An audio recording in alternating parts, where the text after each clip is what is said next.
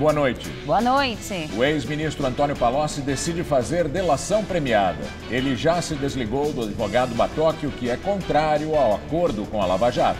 Donos da Friboi e o presidente do BNDES são alvos de operação da Polícia Federal. Existem indícios de fraudes nos quase 9 bilhões de reais repassados pelo banco do governo, a JBS. Liberados vídeos com as delações do casal marqueteiro. João Santana e Mônica Moura dão detalhes que envolvem Lula e Dilma com Petrobras e Caixa 2. O marido diz que Lula reclamava de Graça Foster havia fechado as torneiras da Petrobras.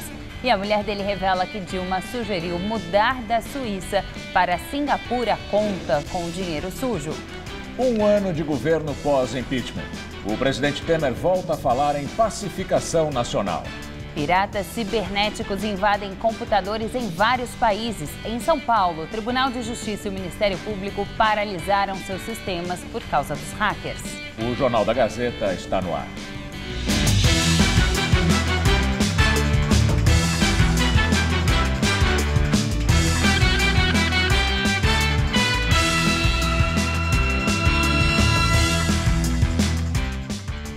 Pelo menos 70 países, inclusive o Brasil, foram afetados nesta sexta-feira pelo que parece ser o maior ataque virtual da história.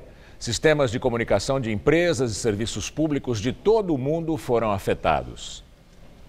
À 1h49 da tarde, o Tribunal de Justiça de São Paulo soltou um comunicado urgente para que todos os funcionários desligassem imediatamente os computadores.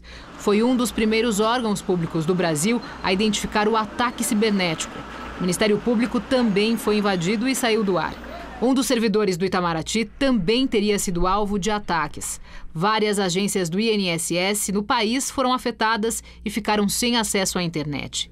Sites de outras instituições públicas e privadas também saíram do ar, mas alegaram precaução e não invasão. Servidores aqui do Brasil e de todo o mundo encontraram nos computadores telas como essa. Um aviso dos hackers é que o ataque funciona como um sequestro. O vírus virtual invade o sistema, rouba todos os dados e só libera mediante pagamento. E esse pagamento, esse resgate, no valor de cerca de $300, o equivalente a R$940. Só que a pessoa tem só 3 dias para pagar, senão esse preço dobra, aí ela tem 1 semana, se não fizer o pagamento, a ameaça é que todos os arquivos da máquina serão deletados. O ataque teria se aproveitado de uma falha no Windows, detectada pela própria Microsoft em março desse ano. Essa brecha seria usada pela agência americana de espionagem em suas ações de investigação. A ferramenta teria sido roubada pelos responsáveis pelos ataques de hoje. Um dos primeiros lugares a perceber a invasão foi o Sistema Público de Saúde da Inglaterra. O serviço ficou comprometido, houve cancelamentos de consultas e ambulâncias foram redirecionadas para outros hospitais. Na Espanha, diversas empresas como Telefônica também identificaram tentativas de invasão. A maior parte foi detectada na Rússia. Com mais de 70 países atingidos e várias instituições e empresas afetadas, o medo se espalhou entre usuários de internet. Por celular, o especialista em segurança virtual, Rogério Reis, explica que algumas medidas simples podem ajudar a proteger os dados. Para se proteger contra esse tipo de ataque, basicamente os usuários devem manter seus computadores atualizados e usar um software antivírus. Fundador e ex-dono da Gol, Nenê Constantino, é condenado a mais de 16 anos de prisão por homicídio qualificado. Para os jurados, Nenê encomendou o assassinato do líder comunitário Márcio Brito. O crime aconteceu em 2001. Márcio foi morto com 3 tiros. Ele liderava um grupo de 100 pessoas que invadiu um terreno em que estava a garagem de ônibus da Aviação Planeta, que era de Nenê. O Tribunal do Júri de Taguatinga, no Distrito Federal, condenou, além de Nenê Constantino, outras 3 pessoas. O suspeito de atirar contra o líder comunitário morreu antes do julgamento. A sentença também condenou Nenê Constantino a pagar multa de R$84 mil. Apesar da condenação, o empresário não deve ir para a cadeia por causa da idade. Ele tem 86 anos. O Supremo Tribunal Federal divulgou vídeos das delações do casal de marqueteiros João Santana e Mônica Moura, responsáveis pelas últimas campanhas do PT. Num dos depoimentos aos investigadores da Lava Jato, João Santana disse que Lula e Dilma sabiam da existência de Caixa 2 nas campanhas. Em um dos vídeos, João Santana conta detalhes como Lula tinha conhecimento do pagamento de Caixa 2. Seu João, com relação ao conhecimento dos candidatos Lula e Dilma na campanha presidencial, nas campanhas presidenciais sobre o Caixa 2, eles tinham conhecimento dos pagamentos feitos através do Caixa 2? Sim, ao longo da convivência do trabalho ficou claro que sim. No início, surgia apenas como indícios, mas depois se comprovar isso através de abordagens diretas com eles sobre esse tema. Indícios, só para recordar dois, por exemplo, toda vez nas negociações da campanha de reeleição de Lula e na primeira campanha de Dilma, que Palocci sentava com Mônica para negociar valores, ele nunca dava a palavra final na mesa, porque dizia, olha, a palavra final tem que ser do chefe. No caso, o chefe era o presidente Lula.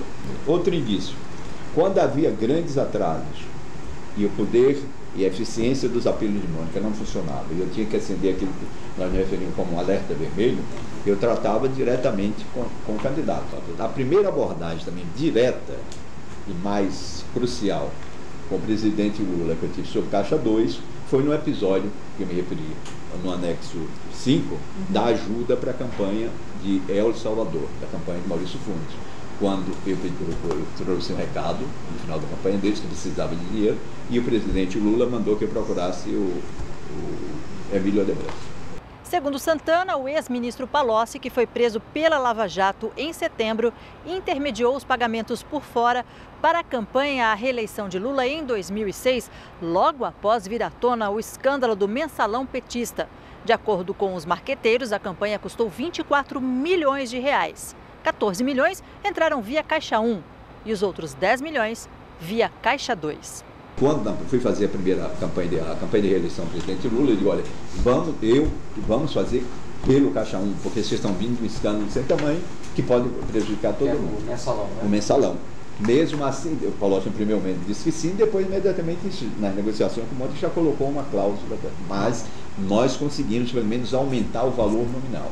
O percentual, que antigamente podia ser 40% de oficial e 60% de Caixa 2, etc., eu acho que invertemos a lógica para 70% de oficial e 30%. Tanto que se os senhores examinarem os arquivos do TSE, vão ver que as nossas campanhas têm um crescimento exponencial do valor oficial, comparado às antigas e até de uma para outra nossa. A defesa de Lula disse que a perseguição política por meios jurídicos ao ex-presidente fica mais clara a cada dia e que as delações não provam nada.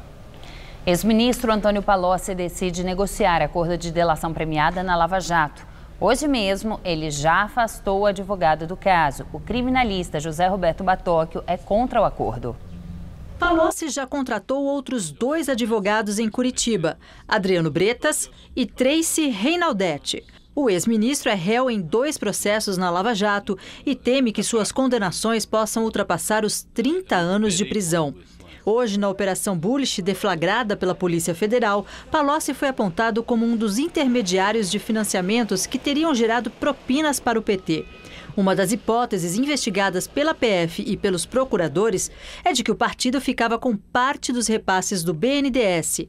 Palocci também é citado em diversas delações da Odebrecht com o codinome de Italiano. Ele é acusado de defender os interesses da empreiteira enquanto era ministro em troca de propina.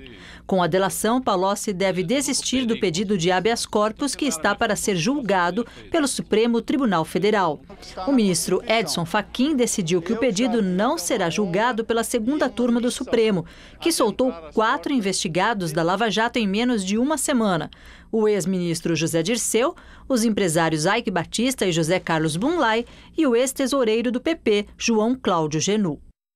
Em outro trecho, o marqueteiro fala de Dilma Rousseff. Santana disse que abordou o tema Caixa 2 com a petista em várias oportunidades. De acordo com ele, a ex-presidente designou o ex-ministro Guido Mantega para tratar dos pagamentos via Caixa 2 na campanha de reeleição.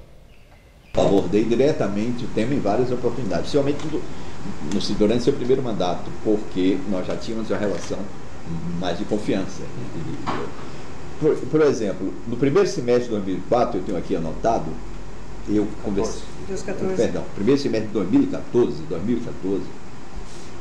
Quando eu me queixei de um atraso ainda da outra campanha, que estava sofrendo um atraso, já havia pagamento sendo feito, eu acho, inclusive hoje, eu me recordo, talvez algumas parcelas já tinham sido feitas pelo Zibi, na dívida antiga, mas ainda tinha e ficar dívida que não foi paga. Ela disse, olha, eu quero primeiro lhe tranquilizar em relação à campanha de 2014.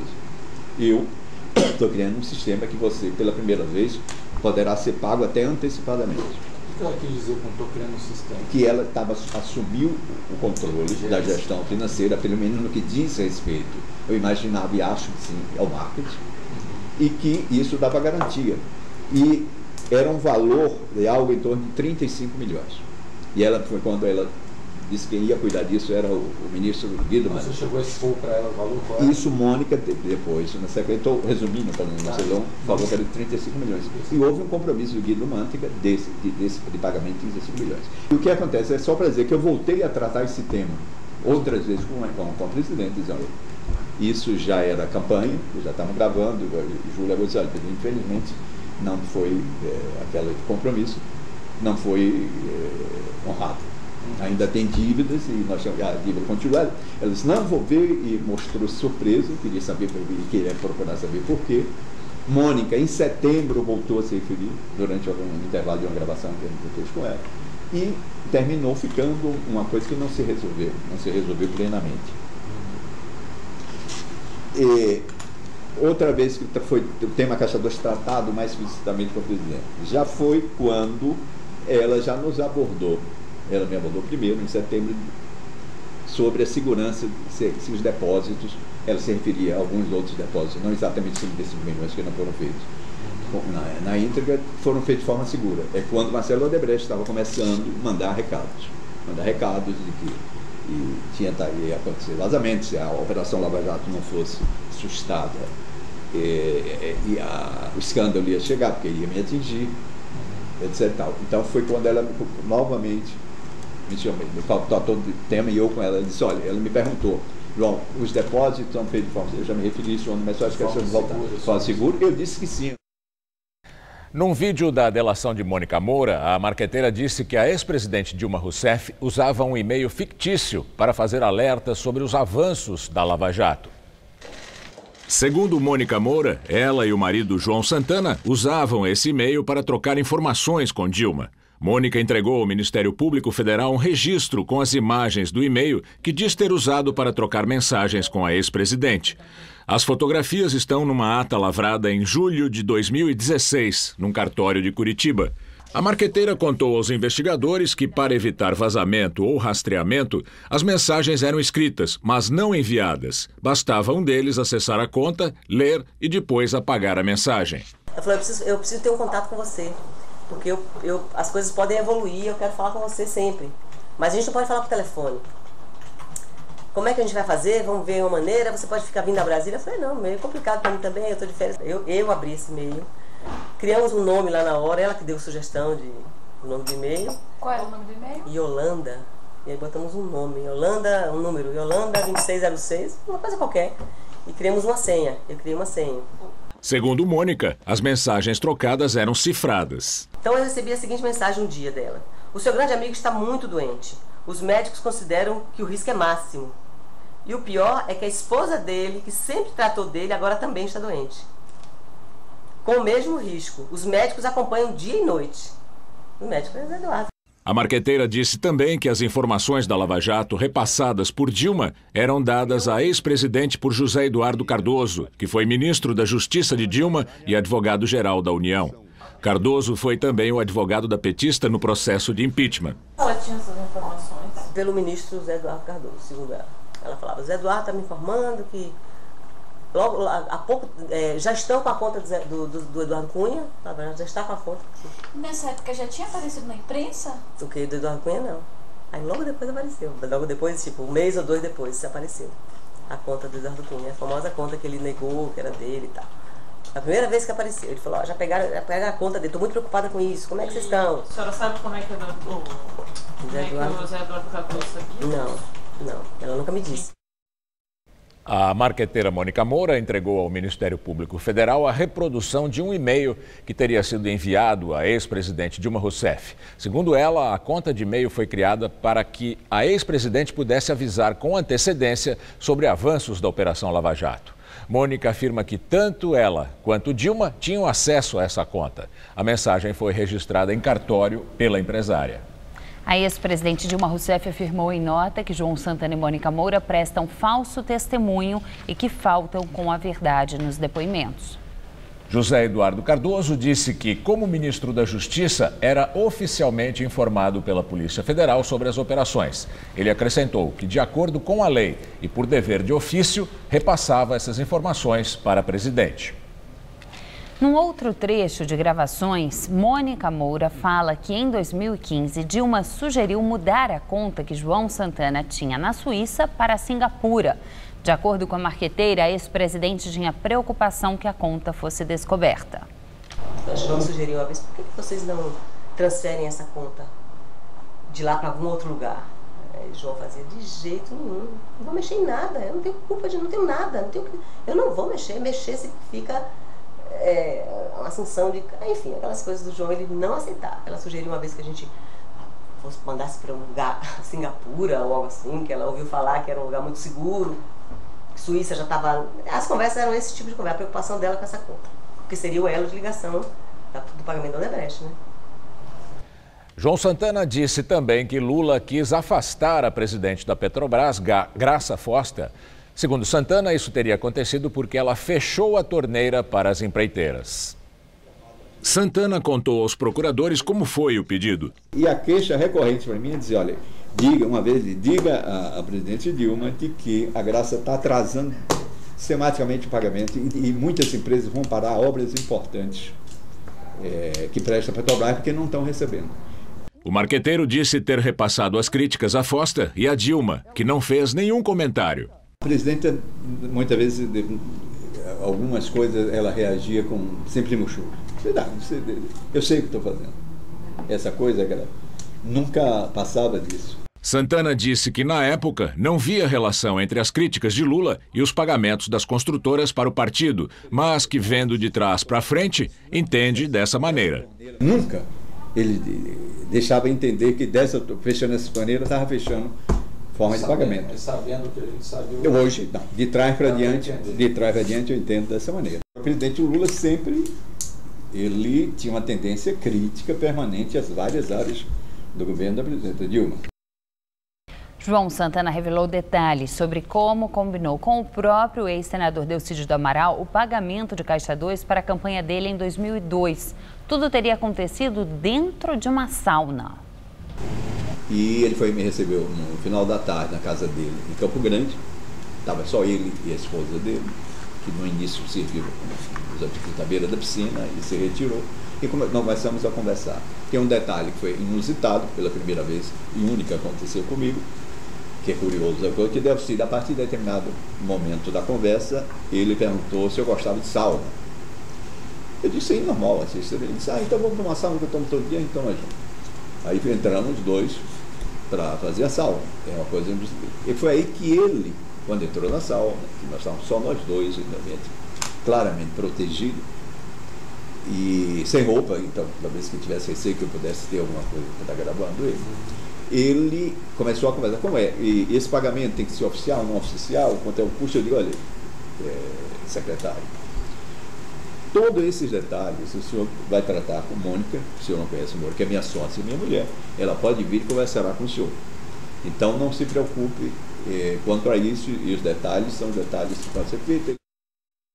Santana contou que Marta Suplicy, do PMDB, sabia do uso de Caixa 2 na campanha eleitoral à Prefeitura de São Paulo em 2008. Na época, Marta Suplicy era filiada ao PT. No caso de Marta, ao contrário, ela acompanhava de perto, passo a passo, todas as negociações financeiras.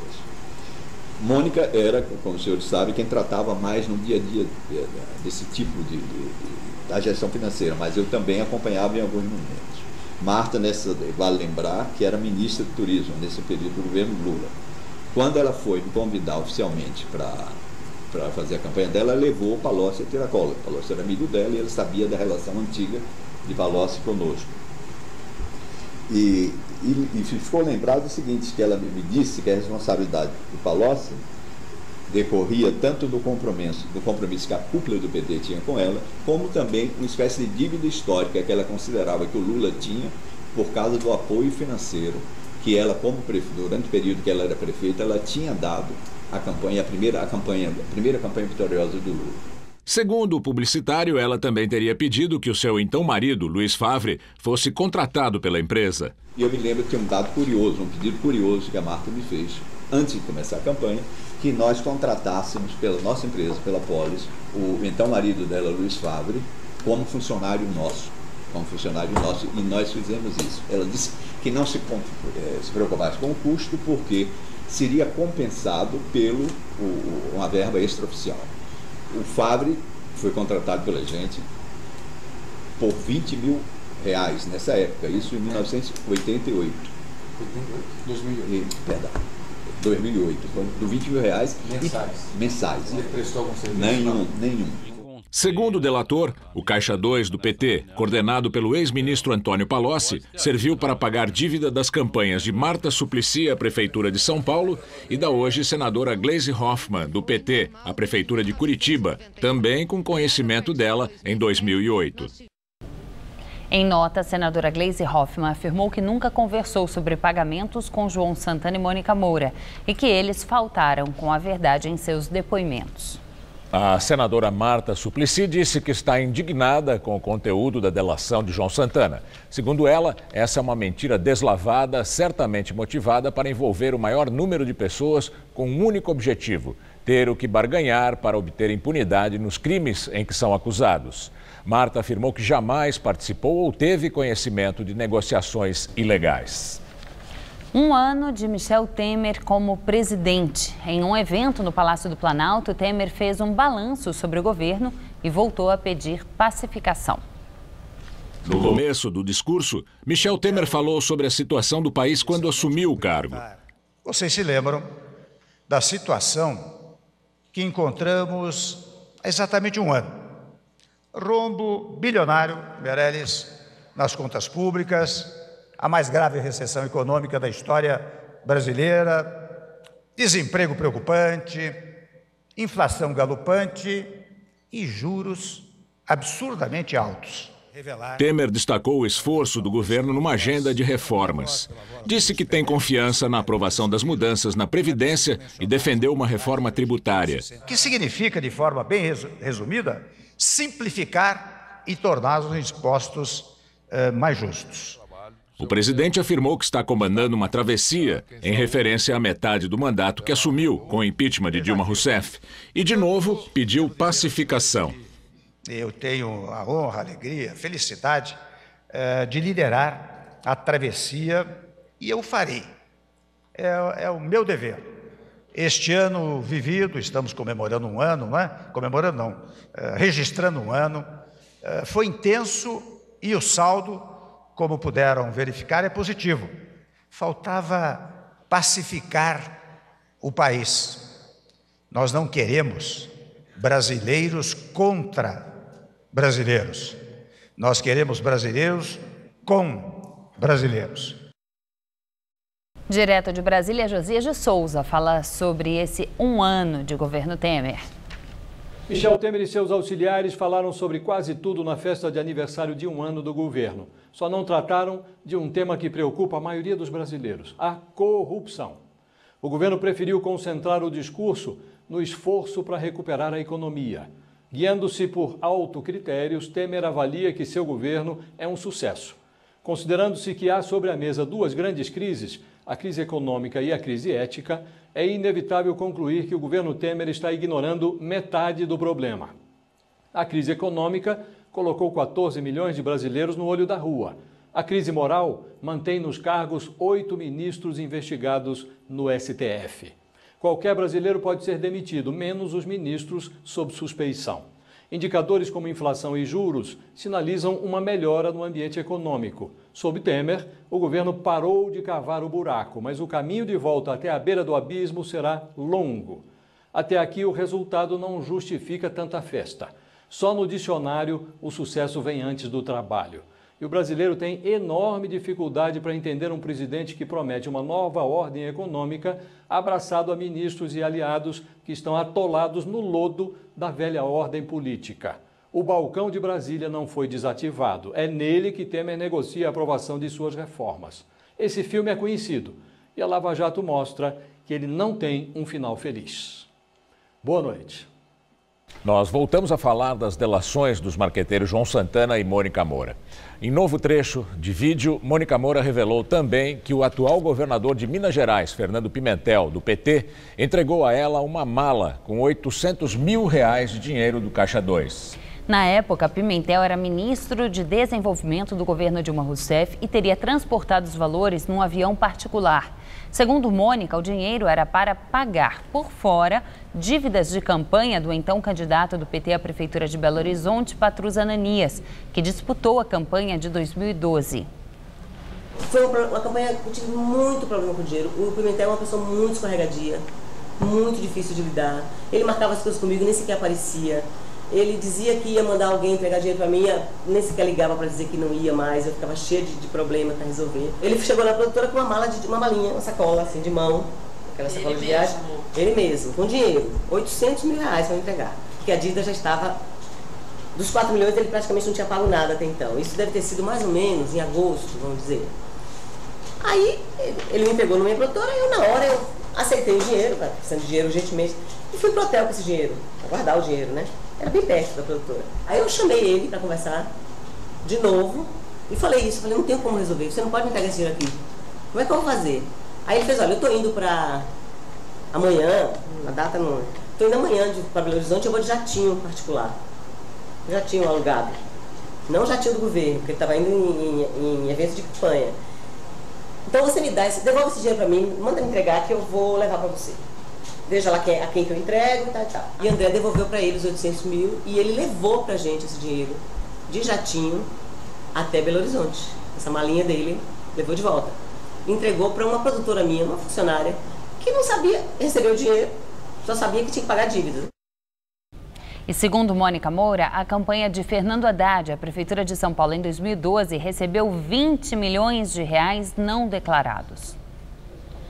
Naquela eleição, Haddad ganhou a disputa no segundo turno contra José Serra, do PSDB. Aos procuradores, Mônica relata o montante que foi repassado para a campanha do petista. Dos 50 milhões totais da campanha, foi 30 em contrato e R$20 milhões não oficial, por fora, em dinheiro. De acordo com a delatora, o pagamento oficial era de responsabilidade de Chico Macena, que foi secretário de Haddad e também coordenador da campanha do petista em 2012. João Vacari seria o responsável pelos repasses de Caixa 2.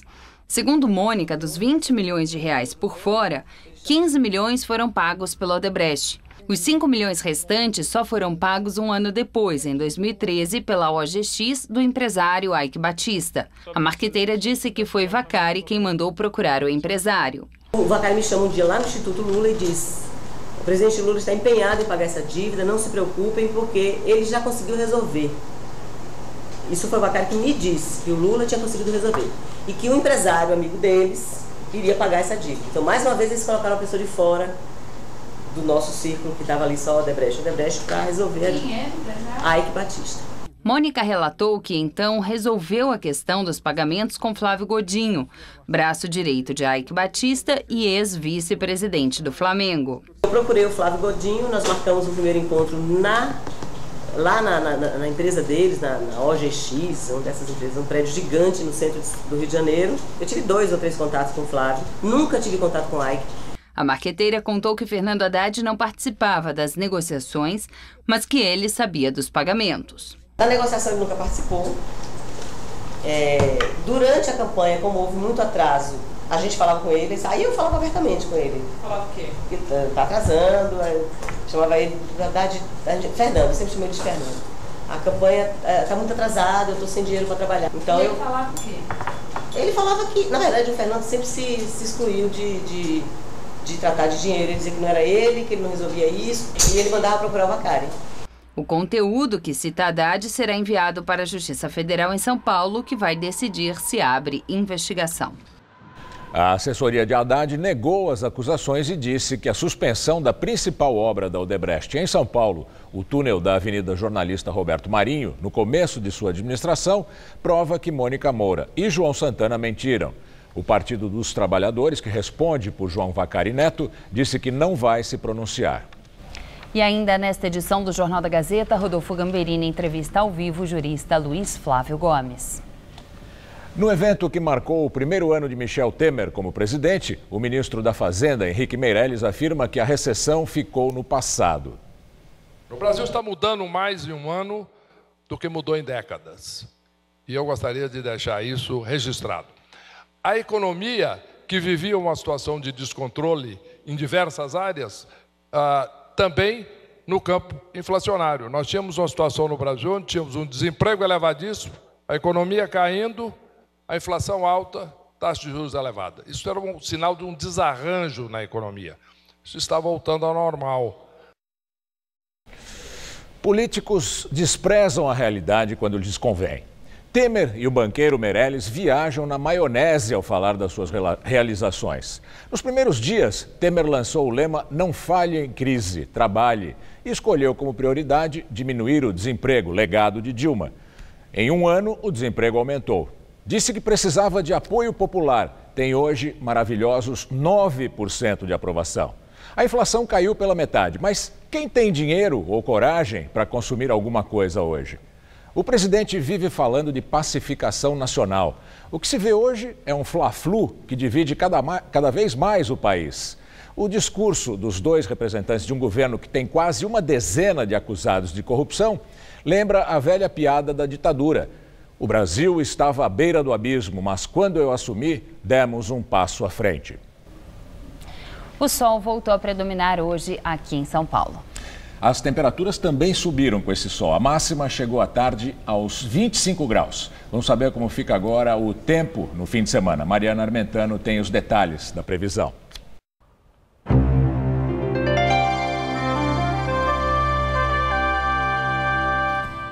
O final de semana promete frio e temporais no sul do país.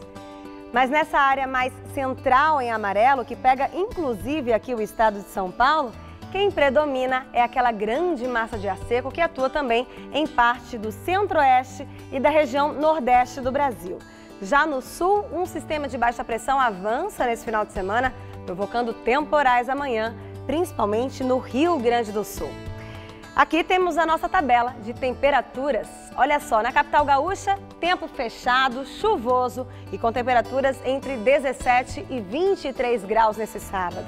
Já em Curitiba, a chuva só chega no domingo. Por isso, amanhã o sol ainda predomina e a máxima fica em torno dos 24 graus. Em Salvador, chuvinha fraca e calor na casa dos 29. E em Cuiabá, tempo firme com máxima de 34 graus. Para São Paulo, o tempo vira no domingo, mas para amanhã a previsão ainda é de tempo firme em todo o estado. Enquanto o sistema que está provocando chuvas no sul não chega por aqui, o sol predomina e as temperaturas continuam amenas na madrugada e mais altas durante a tarde. E faz até calor pelo interior, viu? Máxima amanhã de 31 graus em Votuporanga e em Presidente Bernardes e de 29 nas cidades de Ribeirão Preto, Araraquara e São José do Rio Preto. Quem está pensando em curtir uma praia nesse sábado pode ir porque não vai chover, mas não esperem muito calor não. A máxima prevista é de 27 graus em Santos e de 25 em Caraguá. Vamos ver agora como ficam os próximos dias aqui na região metropolitana? Nesse sábado teremos mínima de 14 e aí esquenta durante a tarde, a máxima prevista é de 27 com muito sol e nada de chuva. Só que no domingo o tempo muda por aqui, a chuva pode acontecer a qualquer hora e a temperatura máxima cai para os 24 graus. Na segunda-feira já não há mais chances de chuva, mas o céu ainda fica com muita nebulosidade e a máxima não passa dos 21 graus, bem friozinho. O corpo do crítico literário e sociólogo Antônio Cândido está sendo velado no Hospital Albert Einstein, em São Paulo. A cerimônia de cremação será amanhã apenas para a família. Cândido morreu em São Paulo na madrugada de hoje. Ele tinha 98 anos. Segundo a família, há uma semana antes de ser internado, ele ainda revisou o último texto escrito à mão sobre Oswald de Andrade. O texto ainda será publicado. Antônio Cândido foi um dos mais importantes críticos literários do país. Nasceu no Rio de Janeiro em julho de 1918. Eu costumo dizer o seguinte, eu tenho uma nacionalidade muito duvidosa. Quando me perguntam de onde você é, eu falo, a melhor definição é assim, Antônio Cândido é um intelectual paulista que é mineiro nascido no Rio de Janeiro. Ao lado de outros intelectuais brasileiros, entre eles Sérgio Buarque de Holanda, fez parte da criação do Partido dos Trabalhadores em 1980. Recebeu o Prêmio Camões, concedido pelos governos do Brasil e de Portugal, e o Prêmio Internacional Alfonso Reis, no México. Antônio Cândido também foi professor emérito da USP e da Unesp e doutor honoris causa pela Unicamp, além de professor honorário do Instituto de Estudos Avançados da Universidade de São Paulo. Nos Estados Unidos, o presidente americano Donald Trump volta a defender a decisão dele de demitir o diretor do FBI, James Comey. Em entrevista à rede de TV americana NBC, Trump afirmou que ele já havia decidido pela demissão de Comey. Antes da demissão, Comey afirmou em uma audiência no Senado que o governo russo tenta influenciar a política dos Estados Unidos e representa a maior ameaça para a segurança da nação. Trump afirmou que, apesar do furor causado pela imprensa dentro e fora do país sobre as supostas ligações de integrantes do círculo mais importante do governo com o Kremlin, as acusações são falsas. E agora vamos ao comentário de política internacional com João Batista Natali. Como vocês viram, Donald Trump demitiu na terça-feira o diretor do FBI, James Comey. O FBI é uma mistura de polícia federal com serviço secreto. Pois nos últimos 4 dias o caso foi crescendo e agora ganhou o tamanho de um grande escândalo. O próprio Trump, que é um principiante e amador em política, ajudou sem querer a engrossar o caldo. Antes de ser demitido, o diretor do FBI investigava ligações, no ano passado, entre a campanha presidencial de Trump e o governo da Rússia. Pois agora vazou que Trump perguntou a ele 3 vezes se por acaso ele, Donald Trump, não estava sendo também investigado. Por isso, ao demitir James Comey, o presidente americano levantou a suspeita de que tinha culpa em cartório e estava querendo apagar as pistas. Prestem atenção, ter ligações com uma potência estrangeira é um pecado mortal para qualquer ocupante da Casa Branca. Esse caso ainda pode cheirar muito mal para o presidente falastrão. Hoje, pelo Twitter, ele ameaçou Comey a não vazar gravações comprometedoras. Na terça-feira, ele disse que Comey tinha um problema de relacionamento com a equipe dele. Mas o vice-diretor do FBI, que sucedeu Comey, desmentiu ontem a afirmação.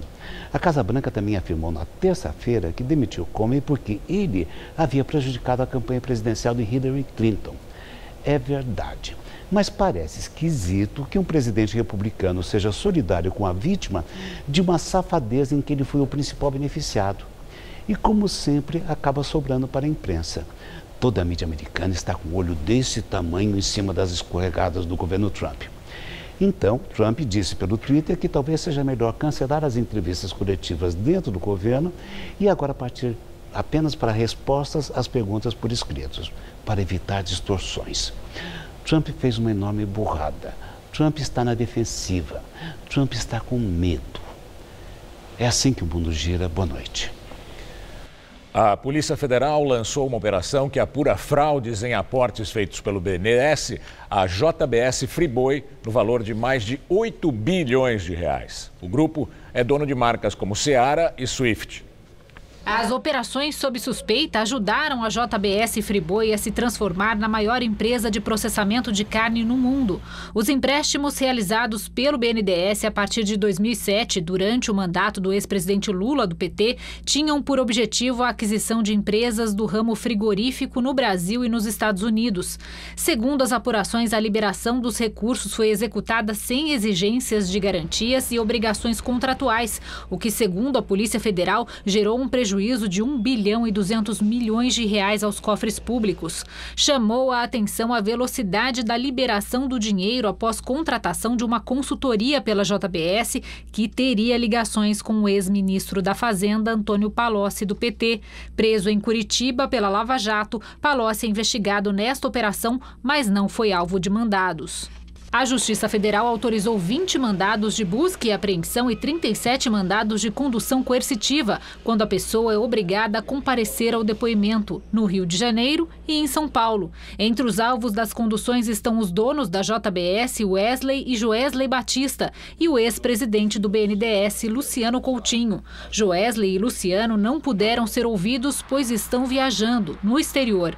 A Justiça negou o pedido de prisão contra os irmãos Batista. O juiz da 10ª Vara Federal Criminal de Brasília, Ricardo Soares Leite, avaliou que por hora ela não seria necessária, mas ordenou a apreensão dos passaportes e o bloqueio dos bens dos investigados. Wesley e Joesley também estão proibidos de fazer mudanças na estrutura de suas empresas e de abrir novas empresas no Brasil e no exterior. O Grupo JBS já faz parte de outras investigações. Ontem, a Eldorado Celulose, uma empresa do Grupo JF, controlador da JBS, foi alvo da 4ª fase da Operação Lama Asfáltica no Mato Grosso do Sul, que apura, entre outros crimes, fraudes em licitações. Na Lava Jato, a JBS é suspeita de pagar propina para conseguir a liberação de recursos do Fundo de Investimentos do FGTS, uma fonte barata de financiamento. Segundo a delação do ex-vice-presidente da Caixa Econômica Federal, Fábio Cleto, o dinheiro foi dividido entre ele, o ex-deputado federal Eduardo Cunha, do PMDB, e o doleiro que intermediou a transação, Lúcio Funaro. A JBS também é investigada na Operação Greenfield, que apura fraudes em fundos de pensão de estatais. Em nota, a JBS afirmou que os investimentos do BNDES ocorreram sob o crivo da Comissão de Valores Mobiliários e em acordo com a legislação vigente. Segundo a empresa, Wesley Batista foi por conta própria prestar depoimento à Polícia Federal e Joesley está fora do país. A JBS disse que não sabe a data de retorno dele ao Brasil. A defesa de Luciano Coutinho disse que todas as operações com a JBS foram feitas dentro da mais absoluta regularidade e que ele está à disposição das autoridades. Em nota, o BNDES afirmou que colabora com as autoridades na apuração. E agora vamos ao comentário de economia com Vinícius Torres Freire. Como a gente viu, a polícia começou a investigar empréstimos do BNDES para pelo menos uma grande empresa. Mas o que é o BNDES? Por que as grandes empresas, em especial, gostam tanto dele? É um bancão que dá empréstimos em condições especiais, isto é, com juros menores que os de mercado em geral e com prazos longos. Por quê? Porque o sistema financeiro do Brasil é meio primitivo. O sistema financeiro daqui empresta em prazo curto e com juro alto demais. Para fazer grandes investimentos que demoram a dar retorno, não dá para pegar empréstimo em banco normal. Empresa pequena e inovadora também fica sem crédito. Qual o problema maior do BNDES, que é um bancão estatal? No final dos anos Lula e nos anos Dilma, houve um imenso, extraordinário exagero no BNDES. Emprestaram demais, a juro muito baixo, para as empresas investirem, para o país crescer, mas as empresas pouco investiram a mais. O dinheiro do banco, em parte, vem do FAT, Fundo de Amparo ao Trabalhador. Isso mesmo. Mas era pouco para os planos muito errados e grandes de desenvolvimento do PT. O governo, então, emprestou dinheiro para o BNDES. Desde 2008, cerca de 500 bilhões de reais, meio trilhão de reais. Mas o governo não tinha esses 500 bilhões. Foi ao mercado financeiro e tomou esse dinheiro emprestado, pagando uma certa taxa de juros. Fez mais dívida cara. Mas o BNDES empresta esse dinheiro a uma taxa de juros muito menor. Ou seja, no fim das contas, o governo toma emprestado a uma taxa alta e seu banco empresta uma taxa pequena para as empresas, por vezes abaixo da inflação. Quem paga essa diferença? Cai na conta do governo, na nossa conta, dos impostos. Para piorar, esse processo todo mal deu resultado. O governo fez muito mais dívida, pagou muito mais juros, ficou muito mais encrencado, mas o investimento em novos negócios não aumentou. Foi um desastre. Como são escolhidas essas empresas que recebem empréstimos baratos e dinheiro da sociedade via BNDES? Muitas têm bons projetos, mas nem sempre precisam de dinheiro barato. Em outros casos, ficou a suspeita de que se deu empréstimo barato porque as empresas eram amigas de gente do governo. É isso que está sendo investigado.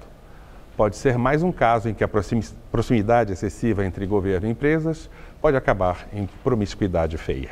Boa noite. Vamos agora às notícias do esporte com Juliana Verbona e Michele Gianella. Logo depois do esporte, você vai acompanhar uma entrevista ao vivo do jurista Luiz Flávio Gomes. O São Paulo de Rogério Ceni foi eliminado na primeira fase da Copa Sul-Americana em pleno Morumbi. Michele, boa noite. Pois é, Juliana, boa noite. O torcedor são paulino passou um dos maiores vexames, uma das maiores vergonhas de sua história ontem à noite, quando viu o time do coração ser eliminado na Copa Sul-Americana pelo desconhecido Defensa e Justiça em pleno Morumbi. O jogo terminou no empate de 1-1, mas o gol fora de casa favoreceu ao time argentino, que pela primeira vez tinha saído numa viagem internacional. Dá para acreditar? Nunca tinha viajado para fora da Argentina. O São Paulo deixou a competição ainda na primeira fase, completando 3 eliminações em menos de um mês. Veja a partida. Depois de 17 dias sem jogar, bastaram 5 minutos para Thiago Mendes acertar um belo chute e fazer um golaço. A torcida tricolor até teve esperanças de ver um São Paulo diferente daquele que foi eliminado da Copa do Brasil e do Campeonato Paulista. Mas foi só Castellani empatar para os velhos e conhecidos problemas voltarem a aparecer. O Defensa e Justiça ficou perto da virada, mas não precisou dela porque o empate foi suficiente para classificar o clube para a próxima fase da Copa Sul-Americana.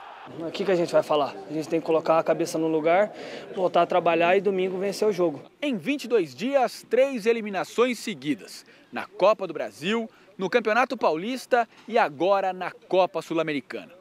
Em todas elas, resultados ruins aqui no estádio do Morumbi. Fosse qualquer outro treinador, já estaria tendo seu trabalho contestado e o risco de demissão seria iminente.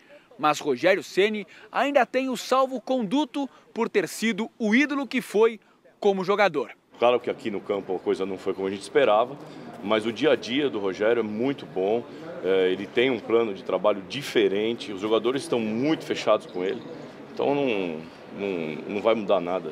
Eu acho que você tem de ser analisado pelo seu desempenho diário. Claro que os jogos são importantes, mas eu não sei exatamente, são 24 jogos, acho que 11 vitórias, 9 empates e 4 derrotas, né? Um aproveitamento bem superior aos outros que passaram por aqui recentemente. Terceira eliminação em um mês, o que acontece? É bom na teoria, mas na prática está tudo ruim. O elenco não está bem de São Paulo, não está fechado. Os jogadores e o técnico não estão se entendendo, Juliana, e falta confiança ao time, tomou um gol, ficou totalmente desesperado, apático. Rogério treinou 18 dias, fechou o treino, não deixou a imprensa assistir, só um dia a imprensa pôde assistir o treino, não apresentou nada de novo essa equipe, nenhuma criatividade, nenhuma jogada ensaiada, absolutamente nada. Então, assim, ninguém sabe o que está acontecendo com o São Paulo, né? Mas tem uma outra notícia importante que saiu agora há pouco. A Conmebol puniu o volante Felipe Melo, do Palmeiras, com 6 jogos de suspensão na Libertadores por causa da participação dele na briga, aquela briga generalizada com os jogadores do Peñarol, que aconteceu em abril em Montevidéu, lá no Uruguai. O Melo foi multado também em $10 mil, mas o Palmeiras vai recorrer. Obrigada, Michele. Obrigada. Bom fim de semana. Bom final de semana. A seguir, Rodolfo Gamberini entrevista ao vivo o jurista Luiz Flávio Gomes. Até já.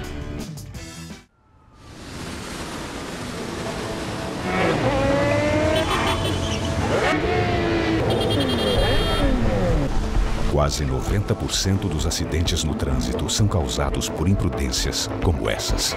Não seja imprudente, não vale a pena. De carro ou de moto, respeite sempre as leis de trânsito. Trânsito bom é trânsito seguro. Uma campanha da Prefeitura de São Paulo para proteger você. Quem já quis tentar algo novo? Quem já se sentiu pequeno? Quem já achou que precisava fazer mais? Quem evoluiu? Quem se engrandeceu? Quem arriscou? Você tem muitos motivos para seguir em frente e um só banco. Bradesco, pra frente.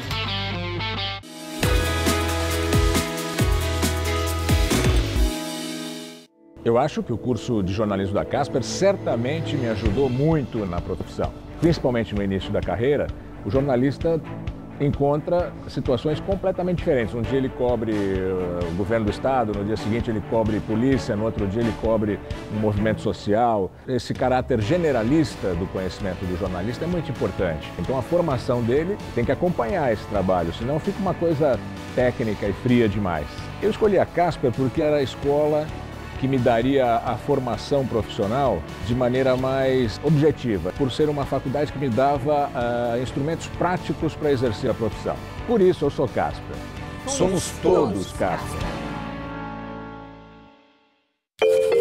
Quando o país está em crise, até a empresa grande tem medo de investir. Mas eu queria saber por que aqui em São Paulo é diferente. Elas vêm e investem aqui sem medo. Porque aqui tem as melhores estradas, é o famoso estado que não para? Pode ser, mas uma coisa me surpreendeu. Um programa do governo do estado de São Paulo que dá consultoria de graça para empresas como essa, desde encontrar o lugar perfeito até a mão de obra. Isso é inovação e é com trabalho que a gente chega lá. Soa o apito, a bola rola, começa mais um Brasileirão. E neste domingo, você confere todas as emoções dos jogos que marcaram a primeira rodada do campeonato.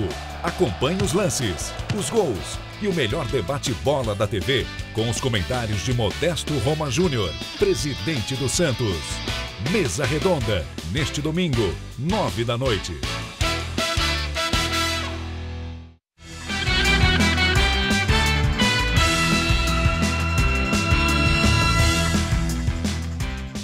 Vamos agora à entrevista do dia, hoje com Rodolfo Gamberini. Nosso entrevistado hoje é o jurista Luiz Flávio Gomes e nós vamos falar inicialmente do depoimento de Lula ao juiz Sérgio Moro nas investigações da Lava Jato também, vamos falar, e a delação do casal de marqueteiros João Santana e Mônica Moura, que nós vimos agora há pouco. Muito obrigado por estar aqui, senhor Luiz Flávio. No depoimento, esse depoimento que o Lula fez na quarta-feira ao juiz Sérgio Moro, esse depoimento era necessário, ele deveria ir, ele não era obrigado a ir, né? Não é. Nenhum réu é obrigado a ir ao interrogatório quando o juiz convoca. Vai se quiser. Ele pode dizer, olha, não quero ir, é direito da defesa. Ele poderia ter ido e ter ficado em silêncio. Não quero responder nenhuma pergunta. Mas é melhor para o réu ir, né? Melhor ir e melhor falar. Porque não existe no Brasil crime de perjúrio. O que é isto? Nos Estados Unidos, o réu que mente, ele é crime. É crime. Tá. O réu não pode mentir. Ou fala a verdade ou fica quieto. No Brasil pode. No Brasil não existe o crime de perjúrio. Portanto, se o réu mente, não responde por nenhum crime. Para o Lula, com a habilidade que ele tem de falar para a população, ele aproveitou aquele momento, só que Moro não deixou Lula fazer daquele momento um palanque eleitoral. Chamou a atenção do ex-presidente algumas vezes, né? Andou cortou o presidente. De qualquer maneira, claro, o Lula fez dali um momento político. Mas todo político, quando fala, é um momento político, né? Moro só não deixou virar um palanque eleitoral. Nesse ponto, Moro foi bom, foi preciso, foi correto, né? Uhum. E o que o senhor achou do geral do depoimento do Lula? Ele se deu bem, se deu mal? O juiz mostrou que tem controle absoluto do processo? O que o senhor achou? Vamos ali. O Lula já negava, ele nunca admitiu nenhuma participação no triplex, portanto ele continua negando. Isso só, do ponto de vista jurídico, Gamberini, cria uma obrigação jurídica do Ministério Público apresentar mais provas de que liga Lula com o triplex. Mas não só, não é ligar o Lula com o triplex. Isto ligou porque ele foi lá ver. Ligado com o triplex ele está. É ligar o Lula com a propina. Este é o ponto central do processo que está com o Moro. E a propina teria sido de 3 milhões, dada pela OAS de Léo Pinheiro. Ele diz, eu de uma conta do Lula de 3 milhões de propina. O fundamental é provar que o Lula recebeu propina. Isto provado, Moro condena e aí vai praticamente fazer um estrago imenso na vida do Lula. A Justiça e o Ministério Público já conseguiram provar apresentar essas provas? Nenhum documento ali físico foi apresentado para o Lula do ponto de vista de provar isso diretamente. Prova inequívoca, não. Pode ser uma jogada do juiz Sérgio Moro para não ter apresentado provas que ele detenha para apresentar mais tarde? Pode. O Moro pode ter adotado a estratégia de só apresentar documentos acessórios, que eram periféricos ali, laterais, não apresentou nenhum documento. Por quê? Moro apresentou documentos do triplex. O triplex foi comprado pela dona Marisa um período, depois desistiram, etc. Até aí, todo mundo pode comprar triplex, se você pode comprar o triplex. Né? Tem dinheiro, vai lá e compra. A questão não é essa, a questão está centralizada.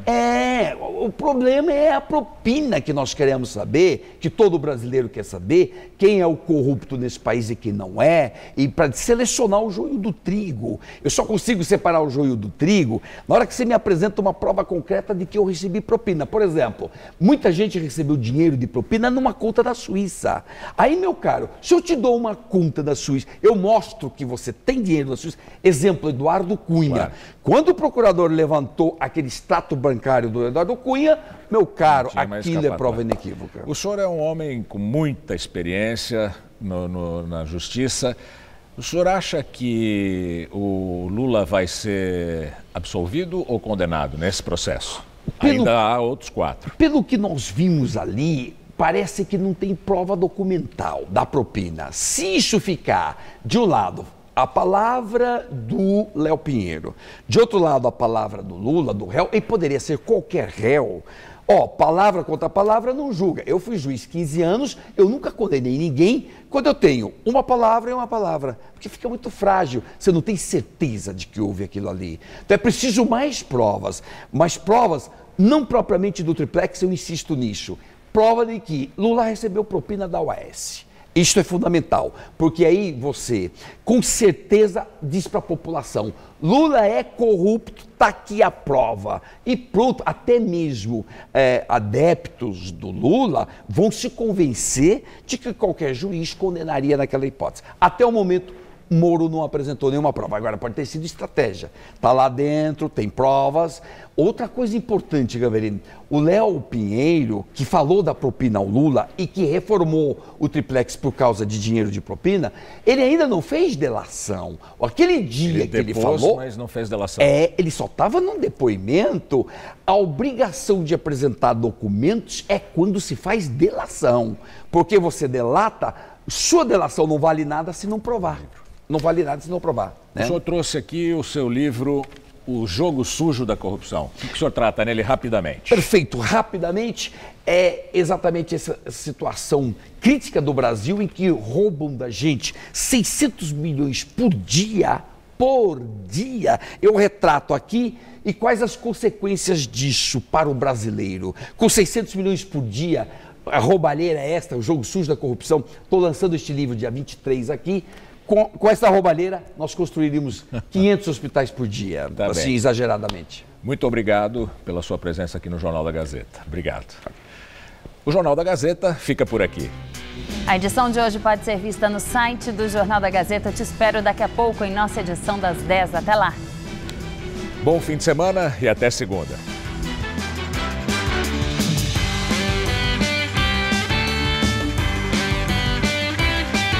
Participe da prova ciclística 9 de julho. Inscrições abertas no site gazetaesportiva.com/prova 9 de julho.